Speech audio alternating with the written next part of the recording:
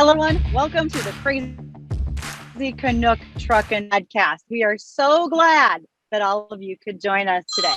So we want, first of all, silence your phones. Everyone pay attention to what's going on. I had to. Then don't forget that if you have comments, suggestions, or questions, you could be following us on Twitter, following us on Instagram, Facebook, or using crazycanucktruckin@gmail.com. And again, Crazy Canuck Truckin' is the handle everywhere. And you can reach out to us with anything that you want to share. 5-star ratings wherever you listen to your podcasts. We're happy to have you. So a little change in events today. My co-host is Crazy Canuck Dave, and he is going to talk a little bit about what's coming up next. Hey, how's it going, Size Matters? I can see you're in your truck today, in your pickup, and out on the road. I believe you're in Minnesota today. And so... I am a trucking podcast. I guess I'm trucking today. Yeah, that's a good thing. And we have a very special guest today. I'm going to introduce him right away, Stan Campbell. And I know Stan because of Trucker Radio. Stan is the founder of Trucker Radio, and he's been doing this for a long time. And so he's the master at this, and we decided to try and get the master on to talk with us. And because this show is coming out July 1st, which is Canada Day, we are also going to talk to Stan because he's been around a few years. And I believe he's represented our country before. So welcome to our little podcast, Stan. Thank you very much for coming on with us. Well, thank you very much. I'm really proud to be here on your podcast and with Victoria and Bridget. Size matters. Yeah. Okay. Yeah. Size matters. Yeah. So that started because it happens that I am slightly vertically challenged.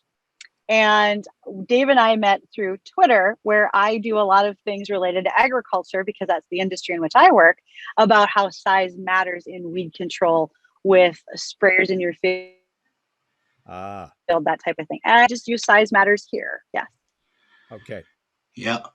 So it's all really good. And normally we have a 10 code, or Bridget usually, Size Matters, comes out with a 10 code. But I'm going to come up with a 10 code today because it's something a little different. And we're going to go 1039 today, which means message delivered. And I know if Bridget holds it up for us, she got kind of a message or a package. Bridget, do not open until David Henry says so. And David Henry is me. I'm the Crazy Canuck, but my alias is David Henry. So Bridget has no idea what's in there. No. I have a little bit of an idea. Somebody dropped it off for her. Yes, this was hand delivered to me by a very close friend of mine who's also on Twitter, Sarah Lovis. She lives close by. What do you mean you don't know what's in here? Because now I'm a little concerned. Well, you should be.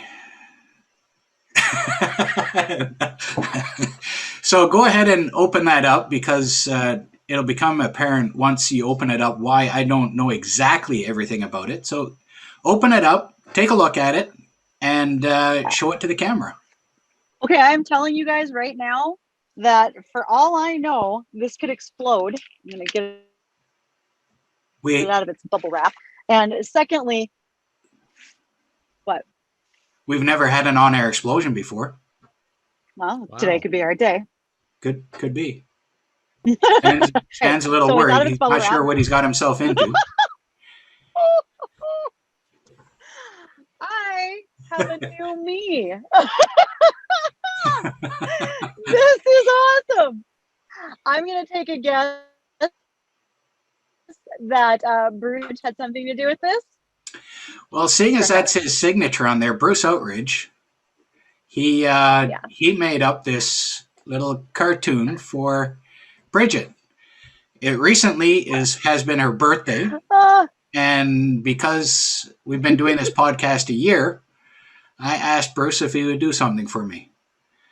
And then because Sarah is close to Bridget, I sent it to Bridget or to Sarah, and I said, "Can you take care of this for me? I need it in a frame." Mm-hmm. And so that's what Sarah Lovis did this for us and hand delivered it. That service And That is. that's Wow. why. So now more people know about it. That's This is what it is. awesome. I will be posting pictures of this on all of my personal platforms. That's awesome. And thank you so much for having done this. This is pretty fabulous. See? I guess I'm going to have to request a gift for Victoria, who does all of our media stuff, because her birthday was the week after mine. Yeah. So it has on. She likes to drink what she calls tea. So there's a tea bag there. Yeah. She disguises her bottles, Stan. So anyway. Oh, this is awesome. All right. Thanks, you guys. Appreciate it. So was it worth it, Bridget? It's pretty awesome. This is fabulous. And nothing exploded, and it's not like a picture of a snake or anything, because then I would have to hate you all. So Yeah. we're good. Yeah. Okay. So Bridget, you have questions for Stan. Uh-oh. I always have questions. So let's get rolling, Stan. Okay. Today is all about you. So tell me, you have the oops, my pickup is going to shut off. You have trucker radio.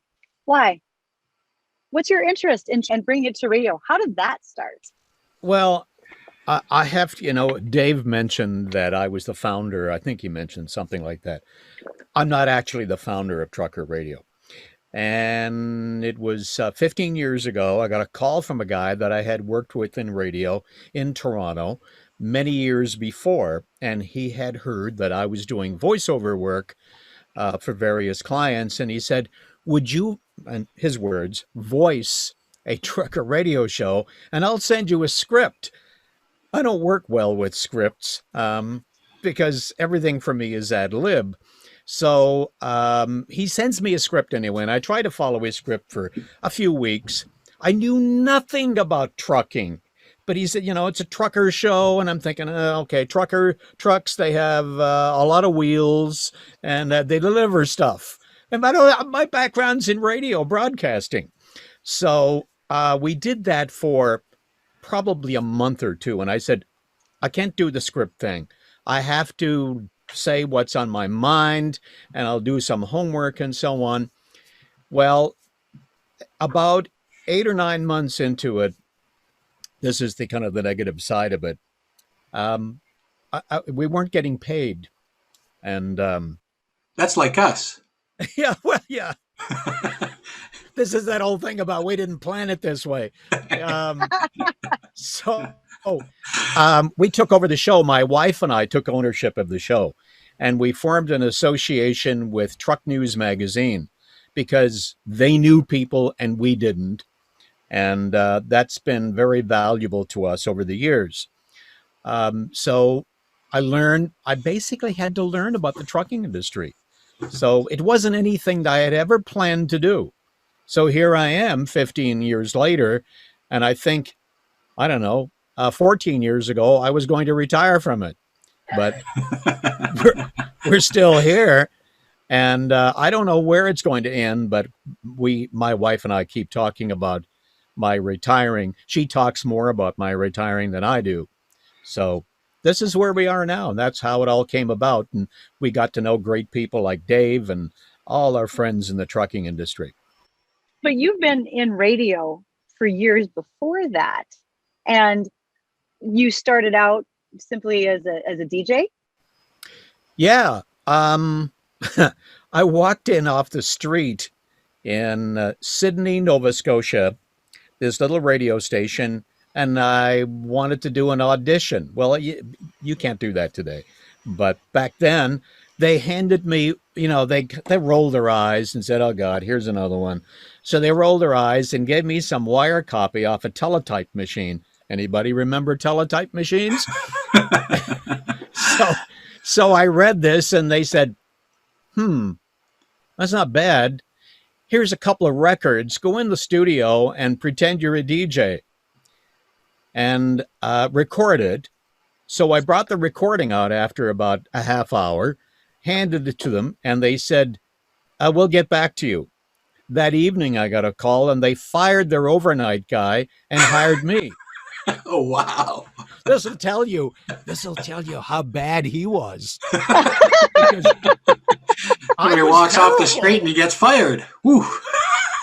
Yeah. He was. I was really bad, and I have a tape, a very short recording of my first radio station. There's something among some of the older guys in radio, and especially back in the old days, they were called pukers. A puker is a guy who says, well, tonight coming up at 9:00, it's going to be the big, that kind of, they kind of did that all the time when they talked. And that's what I was doing because I thought that's what you were supposed to sound like on the radio. That's So, hilarious. hang on. So, Stan, honest to God, most of my experience of what should happen on the radio comes from KRP and Cincinnati reruns when I was a kid. So, would you say it's similar? I mean, are you basically Dr. Johnny Fever and I don't know it?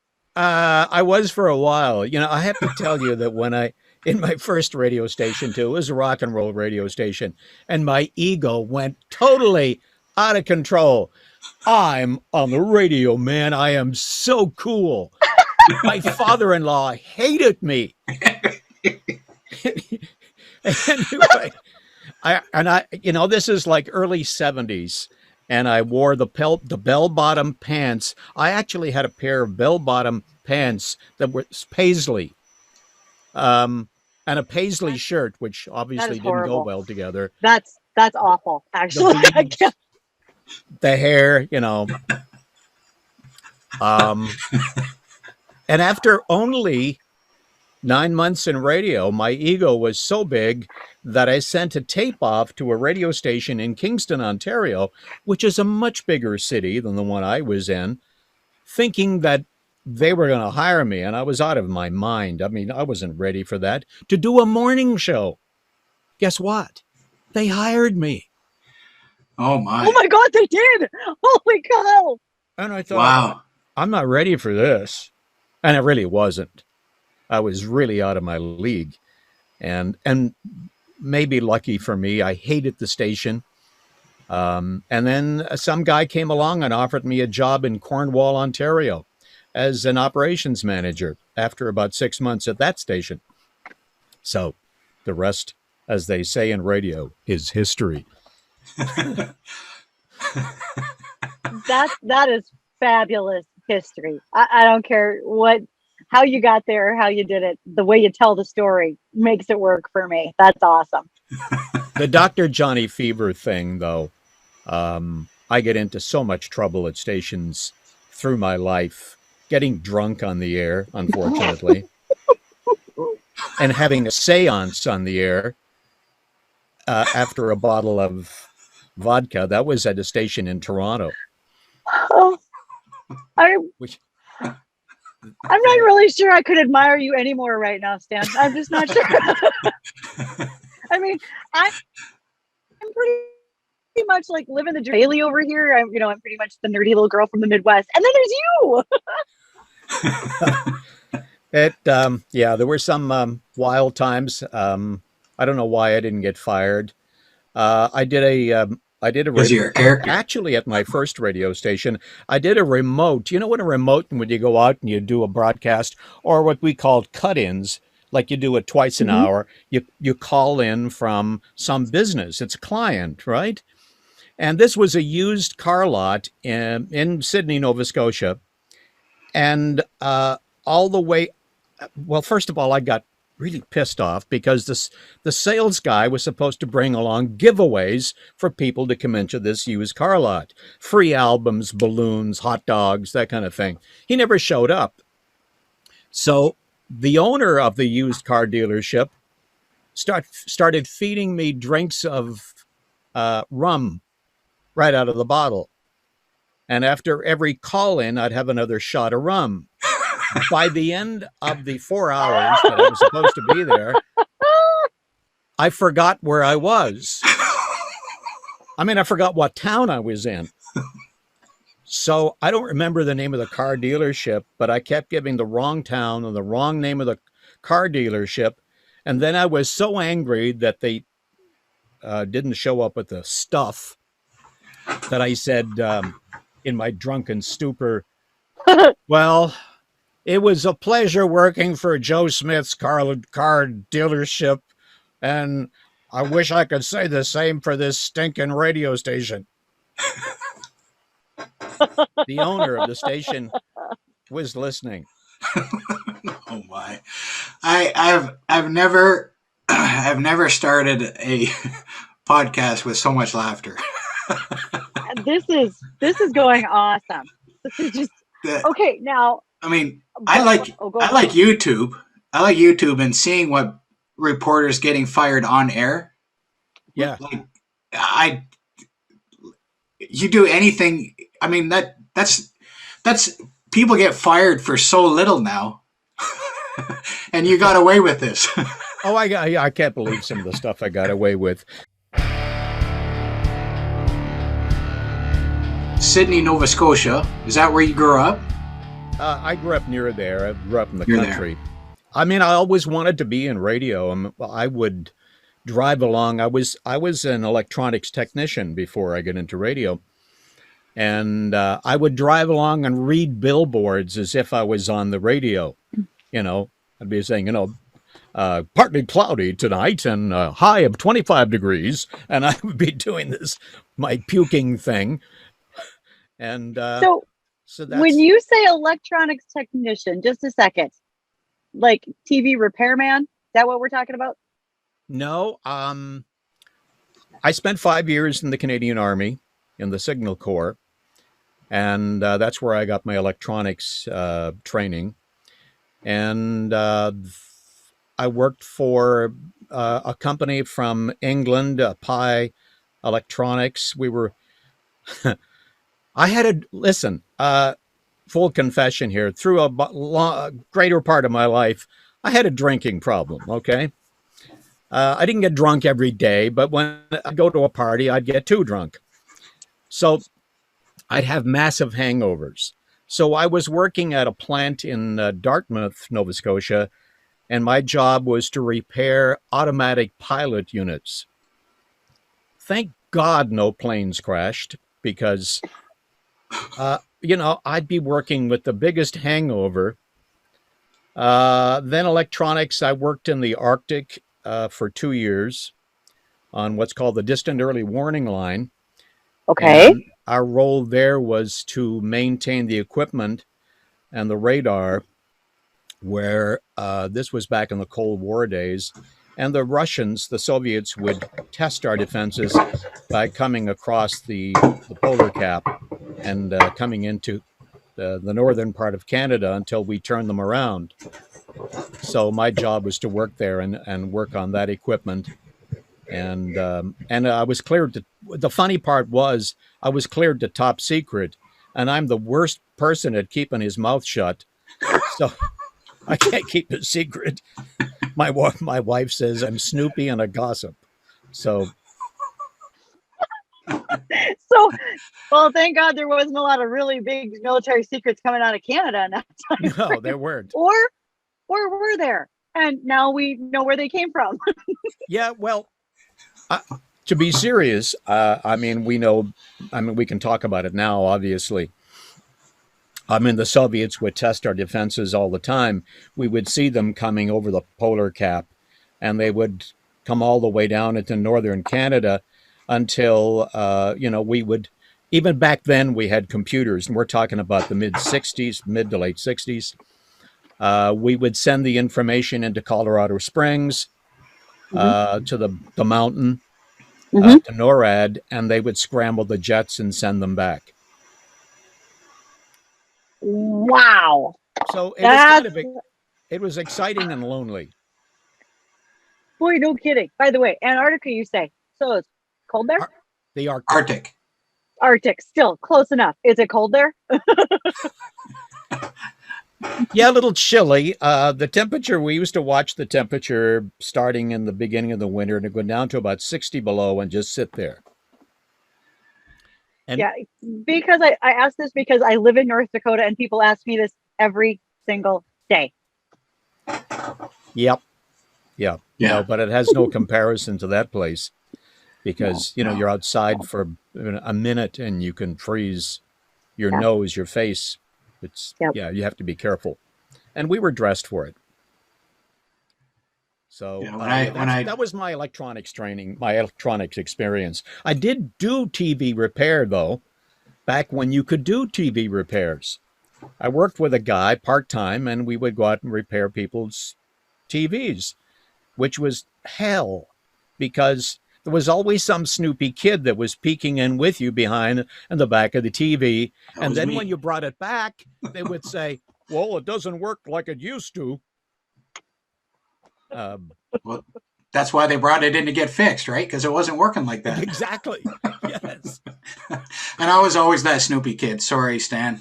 Like somebody would be working at our place, and I'd be like, "What are you doing? What are you doing? Exactly. What does that do? What is that piece for? How come you're doing that? I thought I saw you do something different." Yep. It's like, can you go and get me the wiffle banger out of my toolbox? Yeah. And I'd be gone for a half an hour because I couldn't find the wiffle banger. And that was exactly what they did. Yeah. Either that or hold this wire. Bzzzt. You're not supposed to do that nowadays, though. No, I know. No, we have no sense of humor anymore. So doing trucker radio, what's your favorite thing right now when it comes to doing that? Interviewing people. I talk about being a snoopy guy, and I subscribe to the Larry King method of interviewing, because Larry King almost never did any homework. He was just curious. And I have a Oh my God, I'm Larry King. Finally, there's a name for this problem. There you go. Okay, thank you. Continue. Who stands out as a good interview? Well, seeing as Dave is here. Right. Well, Stan, when I think I told you this privately, but you interviewed me not long ago, and so I listened to my mom lives in our place here, and so she was upstairs, and I told her, I said I was on the radio, and she's like, "Oh, that's cool." And so we turned it on, and the two of us listened to it, and she was like, "You guys had a lot of fun together." And I said, "Yeah." She says, "Did you know what you're going to talk about?" I'm like, "No idea." And she asked me about that again last night, because she keeps up with my podcast, and she's like, "David, who are you having on your podcast? Because I know you're going to be recording." And I said, "Yeah, I'm going to be recording Stan Campbell." And she's got a couple of years on you, Stan, and she was like, "Oh, that's the radio guy, isn't it?" And I'm like, "Yeah, that's the radio guy." And she's like, "Are you sure you guys didn't have any idea what you're going to talk about?" I'm like, "No, we just talk." And I had no idea this interview was going to go this way. I did not know any of this. Well, I knew you were in the military. I knew you were an electronics technician. And I know you do trucker radio, and we have a good time together. Yeah. But I didn't know that you got all of that good time built up by being Good Time Stan. Or Well, your radio career took you to some pretty amazing places too. Yeah. And I was also a record producer, owned a record company, actually owned 2 record labels in Nashville, and got out of radio in 1980. In fact, I was about to be fired. This is the same station where I drank the bottle of vodka on the air and did a seance. CFGM in Toronto. I remember that one. Yeah, I was developing a really bad attitude. One of the reasons my attitude was bad is because I had just gone through a divorce, and I was left with my two boys, trying to raise them, and I was on an evening shift, and I couldn't get off it. So when they got home from school, I had to go to work, and when I came home from work, it's midnight. Now they're sleeping. I got to see them for about an hour in the morning, and for about an hour in the afternoon. And it was destroying my relationship with my kids. And I was getting angrier and angrier that I couldn't get another shift, a day shift, or a job at another radio station. Maybe my vodka episode followed me. I don't know. But, and about the time that I quit, they were about to fire me, except I won the top country DJ in Canada award. And they had to pull the pink slip back and not Oh, fire wow. me because it would have looked so bad. But I Yeah. quit anyway. And I got into the record business, and I was managing artists, um, and stayed in the record business. There's an old saying about the music business. You get into the music business. What would you do if you won the lottery? You'd get into the music business until the money was gone. And Yeah. that's basically it. But I went to Nashville. I was there for 5 years, in the record business, and loved it and loved producing. I produced probably maybe 10 albums, and then got back in radio in Nashville at WSIX. Went from there to Cincinnati, not WKRP, and and from Cincinnati I went to do mornings in LA at KLAC in LA. Okay. So the getting to LA, when I was in Canada, the pinnacle of your success is making it on radio in Toronto. And in the US, the pinnacle of success is either making it in New York or LA. So I got to LA, and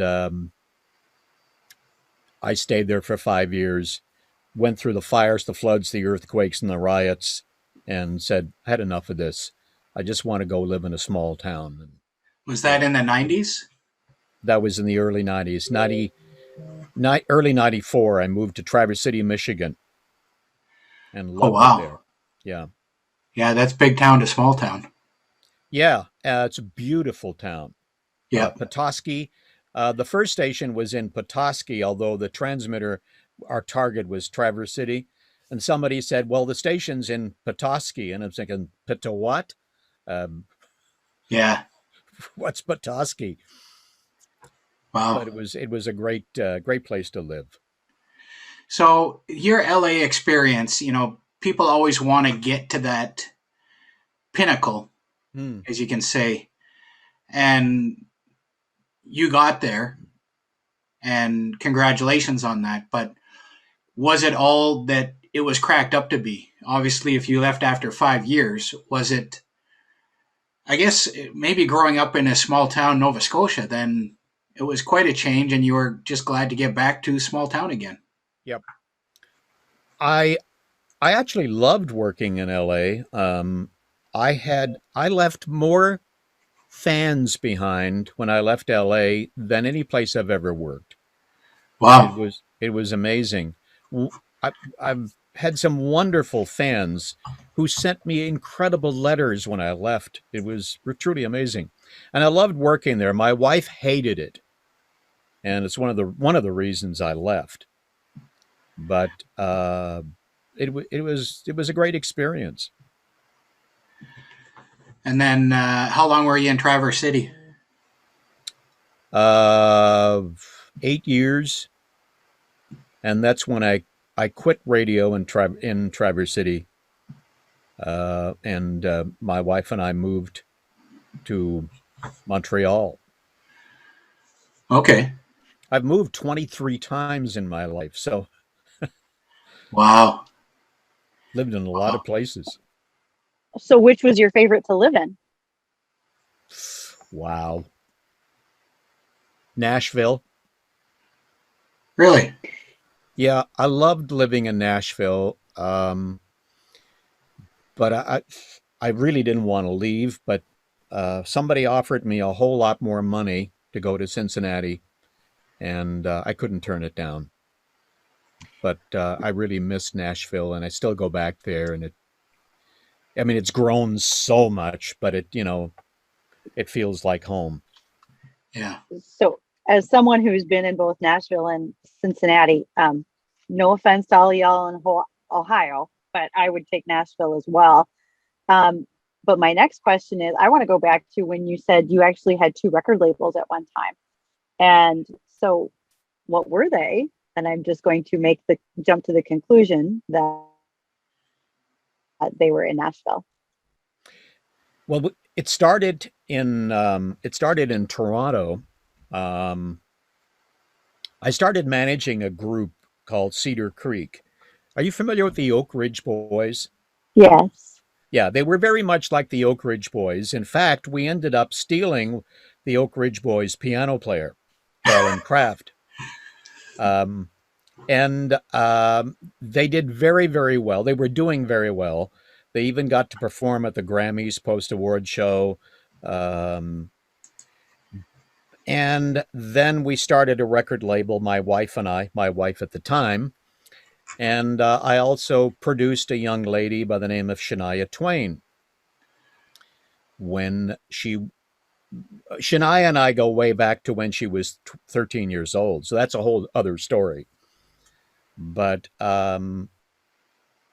we formed two record labels. One was Acclaim Records, and the other was 16th Avenue Records. And we didn't feel comfortable doing business in Canada. We found it really tough with the banks and so on, and with suppliers because we were a small company. Canada was not kind to small companies. Mm-hmm. So we packed up and moved to Nashville and set up our record company there. My wife and I, who is now my ex-wife number 3. That's another story. So you produced for Shania Twain.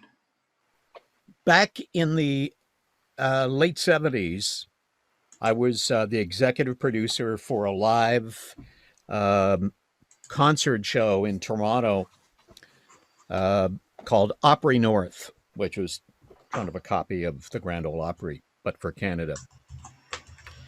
And my job was to also screen acts to appear on the show. And when you have that kind of a responsibility, you're going to get calls from mothers who say, "You ought to see my little Johnny. He's really good."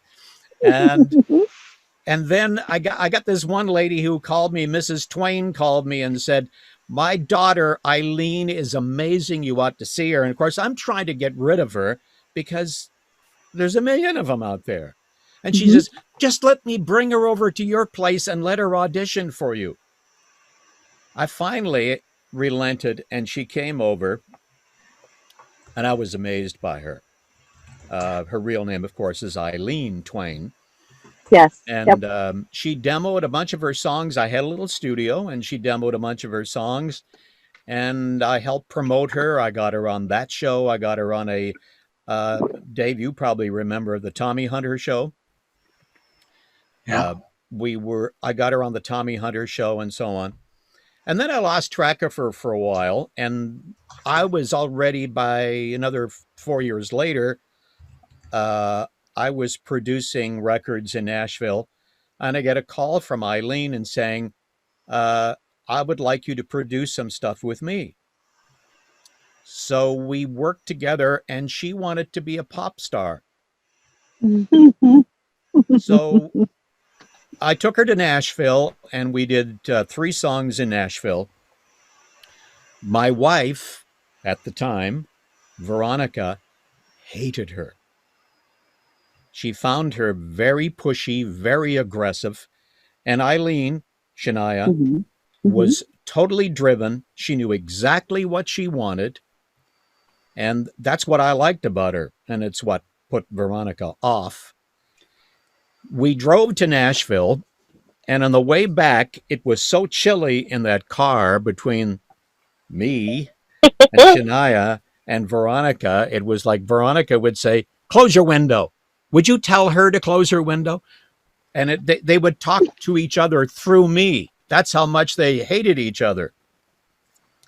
And my goal was to pitch her these songs we recorded to record labels around Toronto. But I got an ultimatum when I got home: either Shania goes or I go. In retrospect, I made the wrong decision. Mm-hmm. So Shania, I had to say goodbye to her. And she Mm-hmm. was 18 years old at the time. Just getting started. Yeah. Yeah. Yeah. Being driven for somebody like that, that's what they need to get into a business like that. Mm-hmm. I mean, I've been listening to some stuff about Madonna. I'm not a fan of Madonna, but she uh, knew exactly what she wanted, and she went after that. Yep. And almost all of these people that are very high level in their occupation do that. They have to, or they'll never succeed. If you are not, like people say, well, that person is not a nice, or this person is that, or I'm like, that's exactly why they're at the top of their game. And that's why I can't be at the top of the game, because I'm not quite like that. But then we have Stan, who is very much at the top of his game. Look at all the things that he has done. And this is the first I knew that he worked with Shania. That's pretty cool. Yeah. And if you read her book, she doesn't mention me at all. The first time she'd ever gone to Nashville was 1984. I met lots of people who can prove it. You know Tim Dennis, right? Yeah. Who was on the radio show with me. Yeah. Tim is a performer. He was a singer back then and had a band. And I was producing Tim at the same time that I was producing Shania. So, in fact, the first time Shania ever got played on the air was on Tim's album in 1984. Really? They did a duet together, and it was supposed to be a solo with just Tim. And since Shania was with me, I said, why don't we? This sounds like it could be a great duet. Let's do it as a duet. So you've never heard her sing like this. She sounded like Barbara Streisand or Diana Ross. Yeah. She sounded a lot like Diana Ross. Totally different style than what she does now and what she has done. Mm-hmm. Yeah, our time together was good when it was good, and then unfortunately this thing with my wife, it blew up, and then, like I said, now they're both gone. Yeah. But that was the first time she was ever heard on the radio. Very cool. We haven't spoken. I spoke to her once in 1992 or 3. I was doing my morning show live from Jerusalem back to LA. And my producer's in my headphones back in LA, and he says, hey, we got a visitor in the studio. And he said, Shania's here. So we chatted for a few minutes, and she left me a note and can't wait to see you, my old friend. But we never did connect. Yeah. Yeah. So if you had become somebody very involved with Shania, we probably wouldn't be talking today. I don't know. After she and I split, she teamed up with a lady by the name of Mary Bailey. Mary is a good friend of mine, and Mary became her manager. I guess Mary did pretty well, but it was like we're 95 or 96. I was already in Michigan, and I got a call about 9 because when you're doing a morning show on radio, you got to go to bed at 9 o'clock at night. And I'm already in bed. My wife says there's a lady on the line, Mary Bailey. She wants to talk to you, and she's in Beverly Hills. So I'm thinking, well, what does Mary want from me? So I pick up the phone, and I happen to be watching Shania at a World Music Awards presentation, sitting next to Michael Jackson in Monaco. This live show. And here's Mary Bailey. And I'm thinking, Mary, I would think Mary would be in the audience or with Shania. And Mary calls me to say that I've been fired. Shania fired her. Yeah. Wow. That's when she met Mutt Lang, Uh-huh. and she thought that Mutt could take her much farther.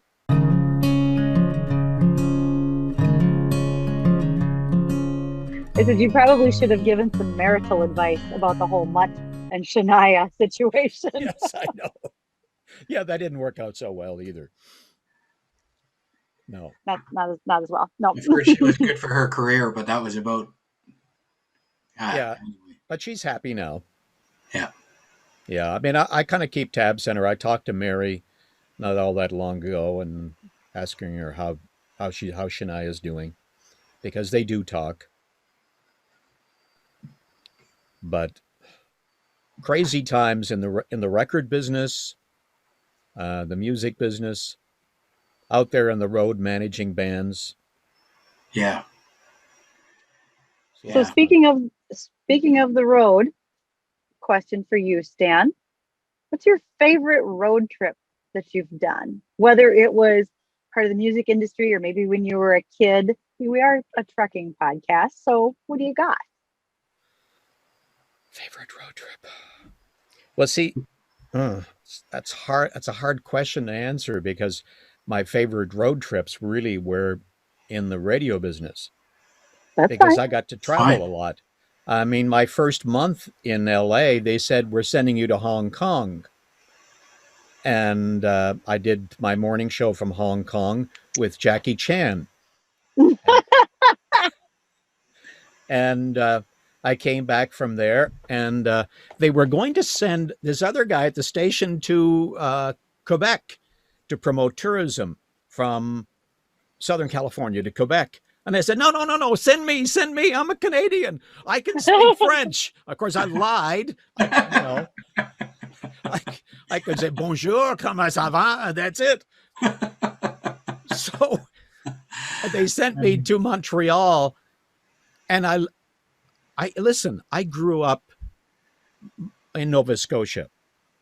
Most people that I grew up with in Nova Scotia said, those goddamn Quebecers, they didn't like Quebec. They're very anti-French. So I grew up with that attitude, right?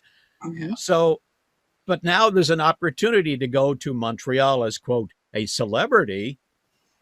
So I go to Montreal, and of course I fall in love with it. Yeah. But I had this, listen, they're picking me up in a limo, and they're putting me up in a suite in the Queen Elizabeth Hotel. They're taking me to the finest restaurants. What's not to love? Yep. Try moving there on your own with a Right. U-Haul. Oof. It's a whole different scene. Oh, I was in Montreal a couple of weeks boy. ago. That's It's not trucker friendly, not car friendly. No. Beautiful though, absolutely it's beautiful. I love to beautiful visit. old city, right? Yes, absolutely. But the favorite road trip, I'm sorry, I got off on a tangent here. Well, there's 3 road trips in there. Yeah, well, I went to Jerusalem, spent a week in Israel. That was very exciting. London.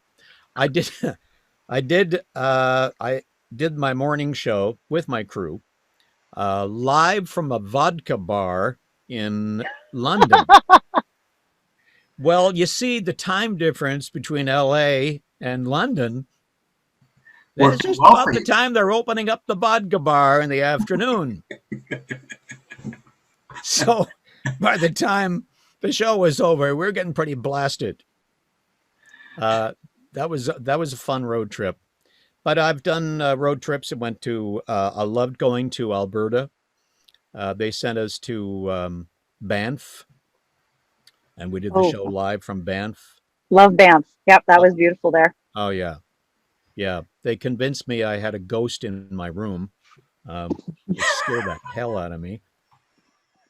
Was that at the historic Banff Hotel? Yes. Because I've heard the haunted ghost stories. Yeah, I've been to that hotel, stayed there. I have been there. There was even a story that there was the ghost of a dog. There was a gay couple from Japan had stayed there, and they had a little dog, and the dog got ran over by a tour bus. And they took his body and put him in the freezer, the refrigerator in the room. The what do you call it? Where they keep the liquor in your room? Cooler. Mini The bar. mini bar. They put him in the mini bar and kept him there until they could take his body back to Japan. So they convinced me that's the room that I was staying in. And I swear they'd go by my room at night and go, ruff, ruff.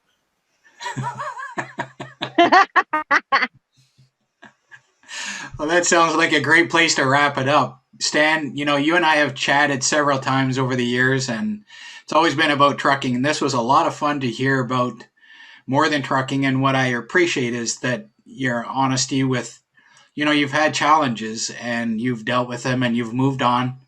And I had no idea. About most of that stuff, and it was really, really cool. Thank you very much for coming on with us, and I look forward to getting this together and putting it out. And so, thank you very much, Stan. I just want to say something here. I make reference to my drinking problem in my life in the past. And in 1999, that ended abruptly, where I just have to tell this story that I almost died. And I had a girlfriend at the time, and she kind of saved my life. I mean, I stopped breathing and from overdoing the alcohol. I actually was, well, anyway, that was the end of it, and I stopped drinking. I'll have a glass of wine now with dinner, what have you. But just want to clarify that, you have these problems, and it's better to work them out sooner than later. Yeah, that is amazing. That, yeah, close us Stan, up. You are a fabulous example of taking life by taking charge of your life, whether it was through all of these of just walking into a radio station and saying, hey, I can do this, to saying, I'm going to stop the destructive path I'm on, because you've done it and you've made some really excellent life changes because of that. And as a podcast that talks a lot about making changes for the better when it comes to our mental health and so forth, without knowing it, you just exemplified the things that we talk about. So thank you. Thank you, Bridget. That's one other thing I want to awesome. add is that I have been married 5 times. And 20 years ago, I found the love of my life, and the honeymoon hasn't ended in the 20 years we've been together. So, Nice. So those other starter wives, that's past. Starter wives. Out of the way. Thank you, Bridget. Practice makes perfect. Yes. Oh, this has been fantastic. Thank you so much for joining us, Stan. Thank you to my co-host, Crazy Canuck, Dave. VIP, all the hard work that you do to make us look good every week on social media, because frankly, we aren't who we are. So thanks, everyone. Have a wonderful week. We look forward to talking to you all again very soon.